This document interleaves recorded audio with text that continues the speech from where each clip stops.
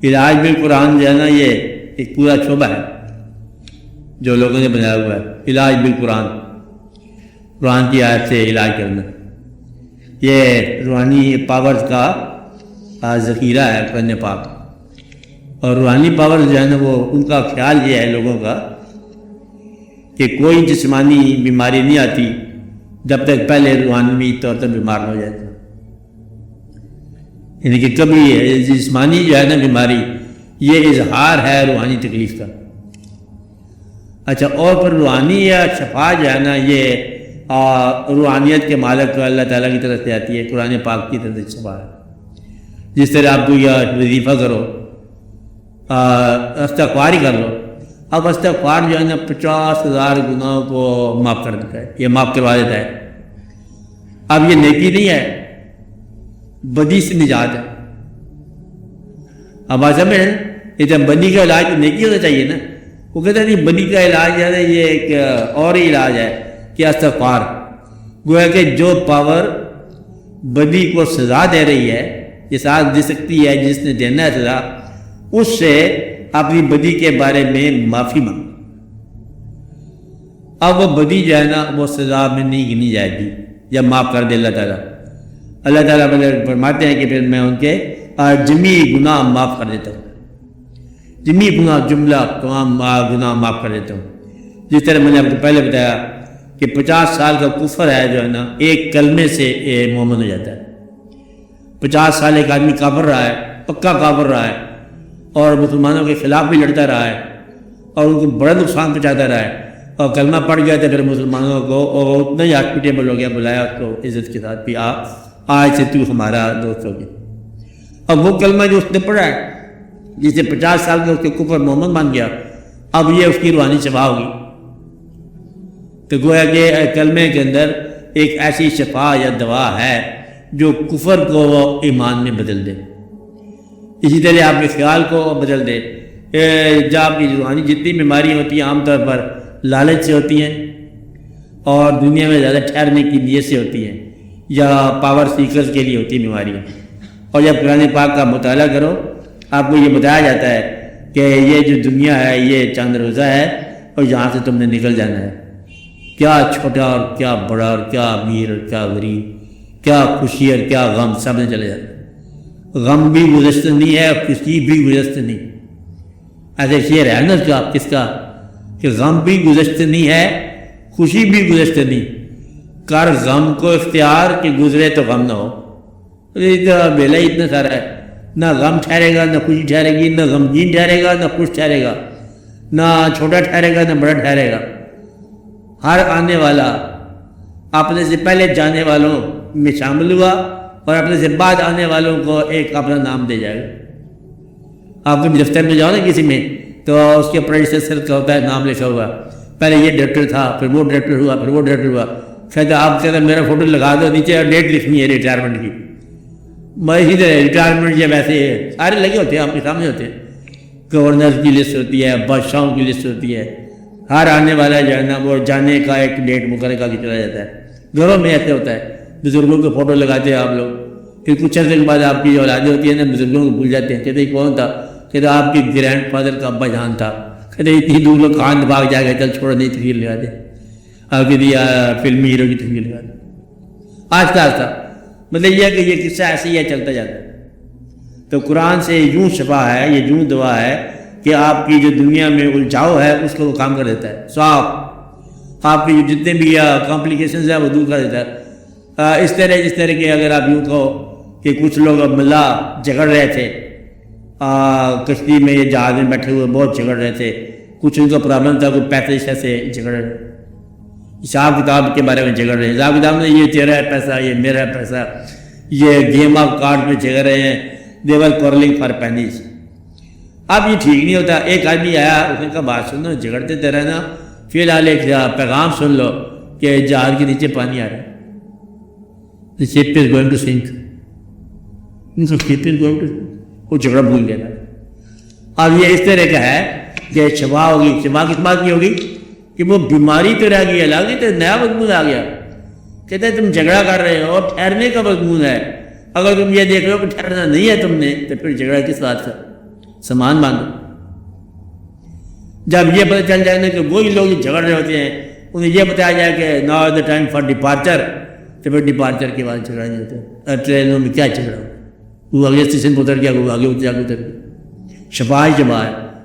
اس کے اندر جو امتوں کے واقعات ہیں، قوموں کے واقعات ہیں، وہ باغی قومیں، انا پرور قومیں، انا زدہ قومیں، اور انہوں نے کیا کیا، مصر والے، دوسرے والے، تیسرے والے، بادشاہ، ملکائیں، ادھر ادھر سارا کا سارا. تو ایک ماضی تھا، حیولہ تھا، چلا گیا. یہ شفائی رہتی ہے. کبھی آپ ذرا تھوڑا گہرا سوچ کرو تو پھر آپ کو معلوم ہوتا ہے کہ یہ ہے کیا چیز. وہ میر صاحب کی بھی ربائی کہا جاتی ہے، ربائی یاد ہے میر صاحب کی، وہ آپ کو سب کو یادتی ہے. کل پاؤں ایک کاسے سر پر جو جا پڑا، یکسر وہ استخوان شکستہ سے چور تھا. آئی صدا کہ دیکھ کے چل رہا بے خبر، میں بھی کبھی کسی کا سرے پرغرور تھا. وہ کھوپڑی پہ پاؤں لگا تو کھوپڑی ٹاکا بول گیا.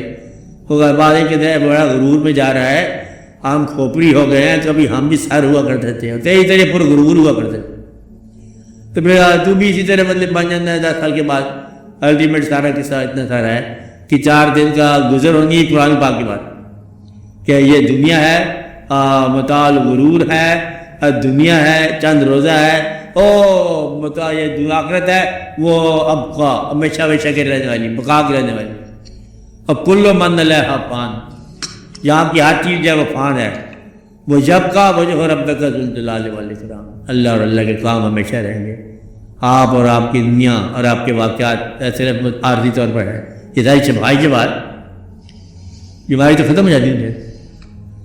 بیماری جو ہوتی ہے وہ ایک قسم کا ٹھہرنے کا مضمون ہے. ورنہ کہتے ہیں بیماری سب سے مہلک بیماری وہ ہوتی ہے جس کا انجام موت ہو. اسے مہلک بیماری کہتے ہیں نا، فیٹل ڈیزیز، مہلک.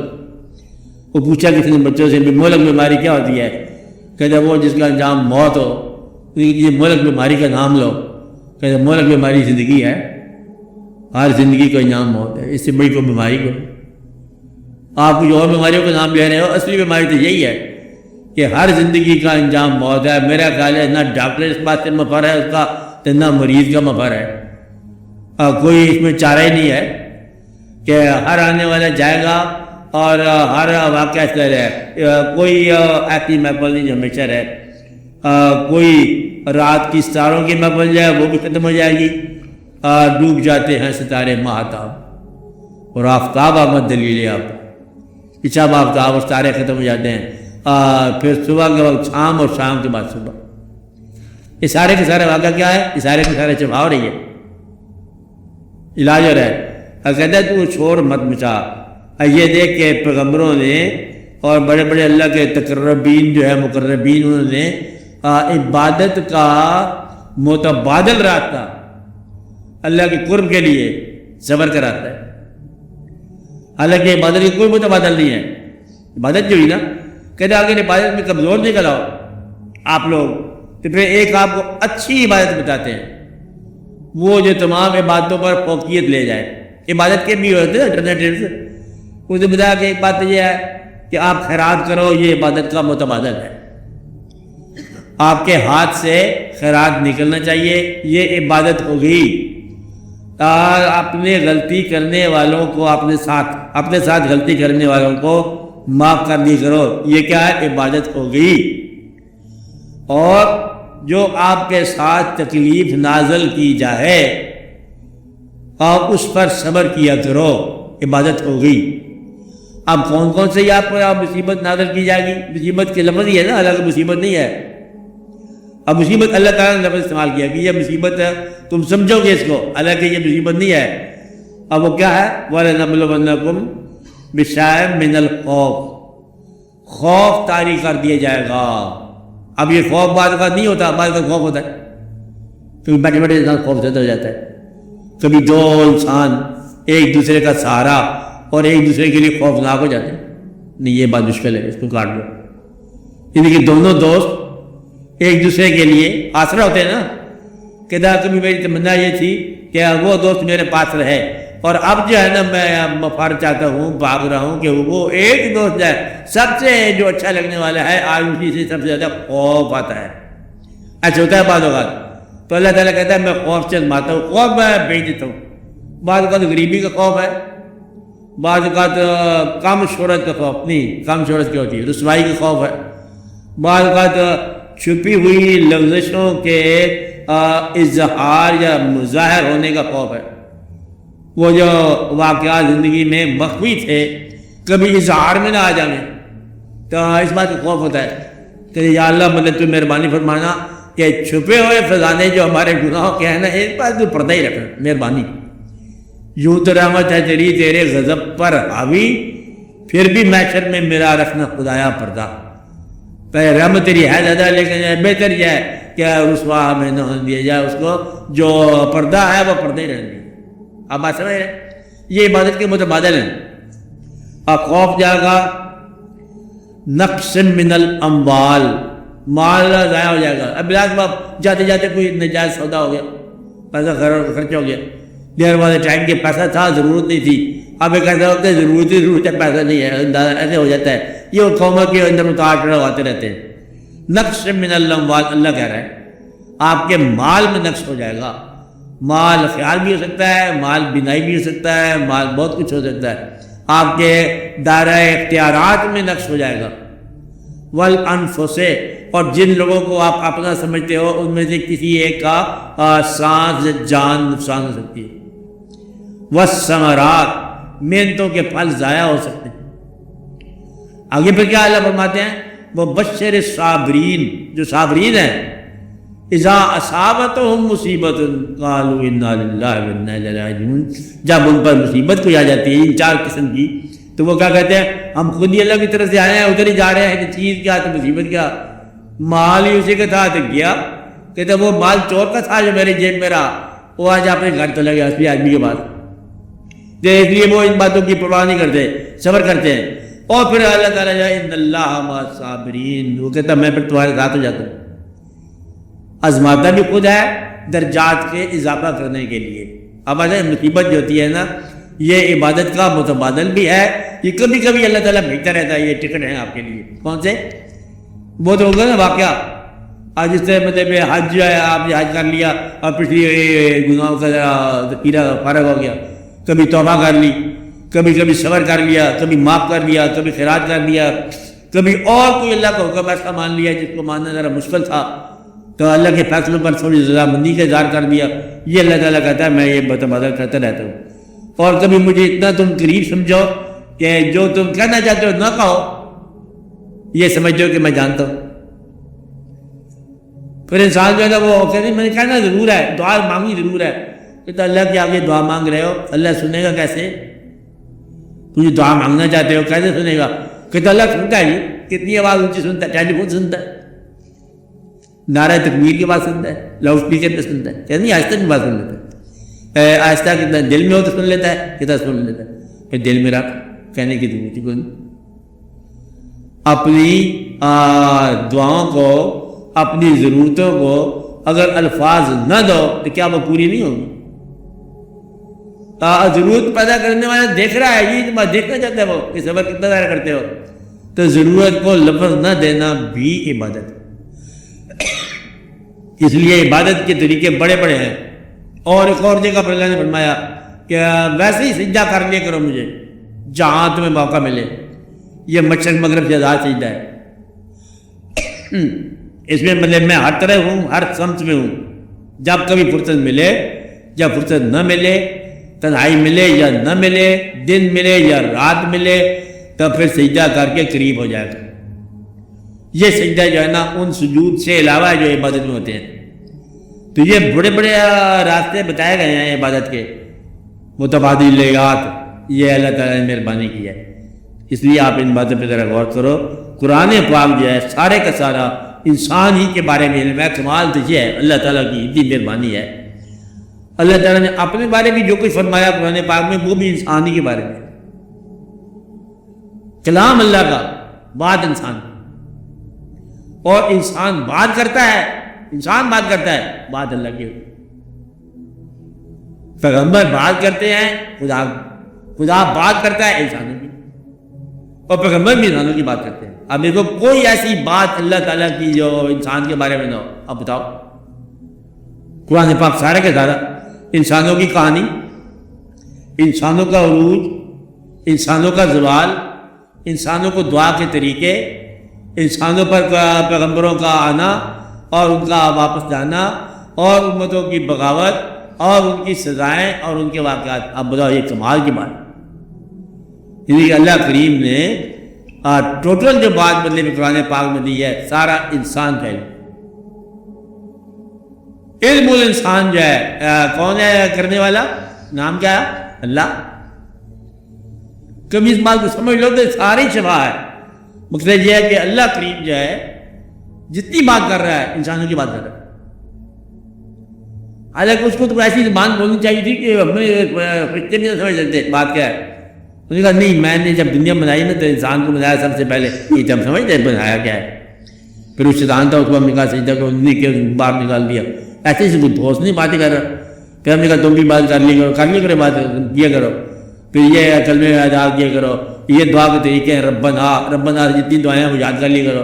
ربنا ظلمنا انفسنا وان لم تغفر لنا وترحمنا لنكونن من الخاسرین. ربنا افرغ علینا صبرا وثبت اقدامنا. مثبت اقدامنا کہا کرو مجھے کہ اللہ تعالیٰ ہمارے قدم مضبوط کر. وانصرنا علی القوم الکافرین، کافروں قوم پر ہمیں آپ فتح دے. فتح دینے سے اللہ کو کیا پیدا ہے؟ آپ بتاؤ. ساری باتیں آپ مجھے اللہ تعالیٰ نے یہ بتایا نہیں کہ وہ کھاتا کیا ہے پیتا کیا ہے. وہ تو کہا میں کھاتا ہوں، نہ میں پیتا ہوں، نہ میں سوتا ہوں، تو میری بات جانے دو، میں تمہارے کام کرتا رہتا سارا دن اور تم ہمارے کام میں لگ جاؤ. تو یہ انسان ہے، بڑا ہی آسان سا یہ نسخہ ہے قرآن پاک. قرآن پاک سارے کا سارا انسان کا علم ہے. قرآن پاک کا مفہوم سارا انسان کی شفا ہے، انسان کا علاج ہے.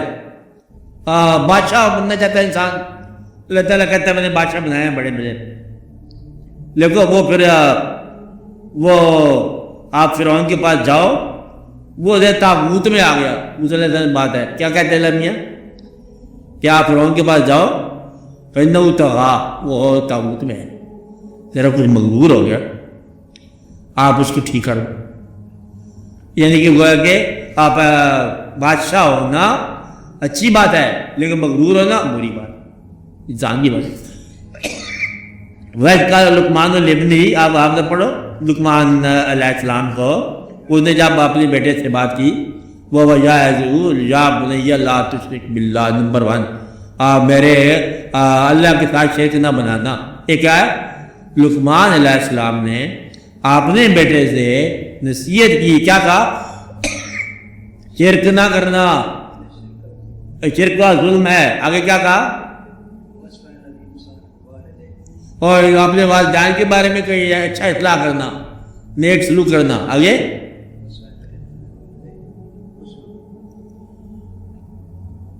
وَلَا تَمْشِ فِي الْأَرْضِ مَرَحًا، اور زمین پر اکڑ اکڑ کے نہ چلنا. ایسی بات ہے آپ بتاؤ، زمین پر اکڑ اکڑ کے نہ چلنا. جب کوئی ایسا آدمی آ جائے جو غیر سی قوم سے ہو، جس سے تیرے پاس علم نہیں ہے، تو ان کی اطاعت نہ کرو. وہ جب زبردستی سے ان کے پیچھے جا گیا، اطاعت ٹھیک کر لیا کرو. مطلب یہ کہ سارے انسانی علوم ہیں، رومرز کی بات ہو رہی ہے، رومر کے پیچھے نہ جایا کرو. تو پورے کا پورا مطلب یہ بتایا اکڑ کے نہیں چلنا. یہ تم زمین کے اوپر چلنے والے ہو، پھر زمین کے نیچے جانے والے ہو. سارا قرآن ٹوٹل انسان کا علم ہے. گمراہوں کا علم ہے، منافقوں کا علم ہے، ماننے والوں کا علم ہے، سزا پانے والوں کا علم ہے، انعام یافتگان کا علم ہے. آپ نے اپنے شعبہ دریافت کر لینا کہ تم کون؟ منافق تو نہیں ہے، نہیں منافق نہیں ہے. آپ کون؟ ہم ایماندار لوگ ہیں، ذرا تھوڑے سے کمزور ہیں، عمل میں کمزور ہیں، نیت میں ہم پکے ہیں. اچھا اس کی بارے ڈائریکٹری دیکھو قرآن کی، وہ لوگ جن کی نیت پکی ہے اور عمل کمزور ہے، وہ کدھر جائیں گے؟ وہ نکال دے جنت جائیں گے. ختم ہوگی بات. یہ شفا ہوئی کہ نیت کا اصلاح کرو. بد نیت جو ہے نا، یہ چاہے نماز پڑھے یہ نہیں بچے جائے گا. آپ بات سمجھ لیں، اچھی نیت کرو، اچھا عمل بھی کرو. اچھے عمل میں اگر معذرت ہے نیت پوری ہے تو وہ معذرت جو ہے وہ دور کرو، اپنے نیک اعمال کرو۔ یہ عجب کی بات ہے کہ تمہیں سارا کام ملتا ہے، وقت ملتا ہے، اور نیک عمل کا وقت بھی ملنا چاہیے۔ تو قرآن کیا ہوا؟ شفا، شفا، اس کا دیکھنا شفا۔ ویسے تم نے کبھی دیکھا کہ آپ کی کوئی تخلیق ہو، آپ کی تخلیق کیا ہوتی ہے سمجھ نہیں آئی؟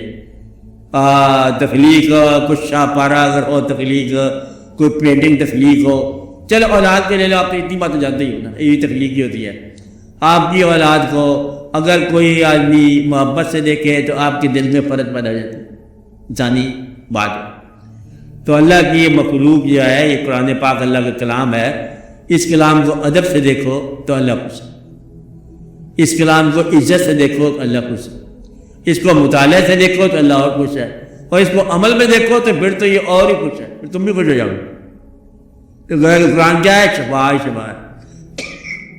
اور جس آدمی کو یقین ہو جائے گا یہ شفا ہے، ویسی شفا ہے۔ ایک تو یہ بات ہے۔ دوسرا، قرآن کے ظاہری الفاظ کے اندر ایک باطنی الفاظ بھی ہیں۔ اب یہ دو قرآن، اصل میں 7 قرآن، اور ظاہری کے اندر باطنی۔ قرآن کا جس طرح کہتے ہیں نا، آپ مثال دیتے ہیں بزرگ، آم بڑا اچھا پھل ہے۔ آم کیا ہوتا ہے؟ آم خرید ہے، تم نے چھلکا خرید ہے، چھلکے کو آم کہہ رہے ہو؟ آم کیا ہے؟ گجے کو آم کہہ رہے ہو، اور چھلکا بھی ساتھ شامل ہے۔ چھلکے جو ہے اس کا تعریف ہے، آم کی پہچان ہے، مفہوم گودا ہے۔ الفاظ چھلکا ہے اور مفہوم گودا ہے۔ گودا دیکھنا نہیں ہے، گودا کھانا ہے۔ اب آتے ہیں اس کو استعمال کرنا ہے، اور پھر آگے اس کا تواتر کیا ہے؟ مفلی، آگے نسلوں کے لیے آم کی نسل کو لے جانے والی بات، وہ اس کا مفہوم الگ ہے۔ تو گویا کہ ہر چیز آپ دیکھو، اس کا ظاہر جو ہے وہ اس کی پہچان ہے، لیکن اس کا باطن جو ہے وہ قابل استعمال ہے، اس کو آپ استعمال کرتے ہو۔ ہر چیز اس کے طریقے ہیں۔ تو قرآن پاک جو جلد کے اندر ہے، جس کا فائدہ تاج کمپنی کو پہنچتا ہے، وہ قرآن پاک اور ہے۔ اللہ تعالیٰ نے ایک قرآن بھیجا ہے، اور جہاں بہت سارے قرآن چھپتے ہیں نا، یہ بہت سارے قرآن کی بات نہیں ہے، ایک قرآن کی بات۔ تو وہ قرآن کیا ہوا؟ وہ قرآن ہوا الفاظ بھی قرآن ہے، مفہوم بھی قرآن ہے، قرآن کا عمل ہی قرآن ہے، اور اس عمل کے اندر ڈوب جانا، گم ہو جانا دراصل قرآن ہے۔ پھر ایک بات نے یہ کہا، یہ راز کسی کو نہیں معلوم کہ مومن قاری نظر آتا ہے، حقیقت میں ہے قرآن۔ مفہوم قرآن تم آپ ہو، اور اگر قرآن کا مفہوم تمہیں سمجھ آ جائے تو پھر تم ہی قرآن ہو۔ اللہ جس نے آپ کو بڑے شوق سے بنایا اور آپ کی اصلاح کے لیے پیچھے سے خط لکھا، چٹھی لکھی قرآن پاک، اور لانے والے پیغمبر دیکھا تم پہنچ گئے ہو، جی پہنچ گئے، بڑے ٹھیک ٹھاک ہے، اچھا ٹھیک ٹھاک ہو، خدا کے جہاں سے پڑھو تم سے گھومنا ہو جانا، ضائع نہ جانا، یہ لو کتاب۔ اور لانے والے کون ہے؟ لانے والا جو ہے میری طرف سے کتاب آیا اور نور آیا، لانے والا نور آیا، نور مبین آیا۔ تو لانے والے کی عزت کرو، اور پیغام یہ ہے، اس کو پڑھو، اور کہانی تمہاری ہے ساری۔ شکر ادا کرو، لمبی چوڑی بات ہی کون ہے۔ تو قرآن میں شفا بھی ہے، دوا بھی ہے۔